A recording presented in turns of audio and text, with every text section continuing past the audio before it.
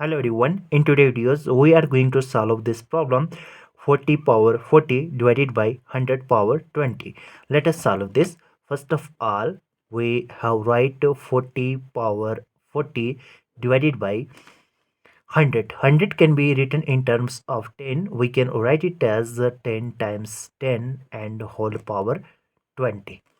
Now, in the next step, we can write it as 40 power 40 divided by 10 times 10. It can be written as 10 power 2 and bracket power 20.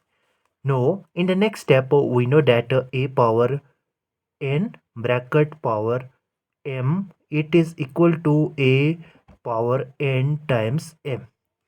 Now, we can use this identity in the denominator of the above term. We get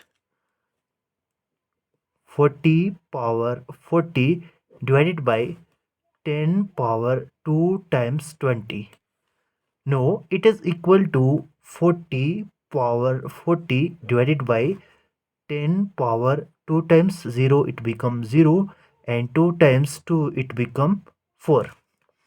No, in the next step we use this identity. If a power n divided by b power n, then it is equal to a divided by b whole power n.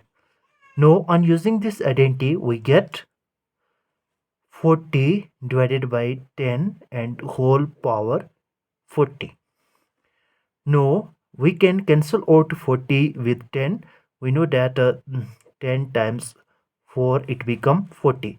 Thus, it become 4 power 40. Now, in the next step, we can break down 4 in terms of 2. We can write it as 2 power 2 and bracket power 40. Now, in the next step, we can write it as 2 power 2 times 40, which implies 2 power 2 times 0, it becomes 0, and 2 times 4, it becomes 8. Thus, it becomes 2 power 80, which is the required solution of this problem. If you're new here, make sure that you to subscribe our channel for more informative video. See you in the next video. Till then, bye.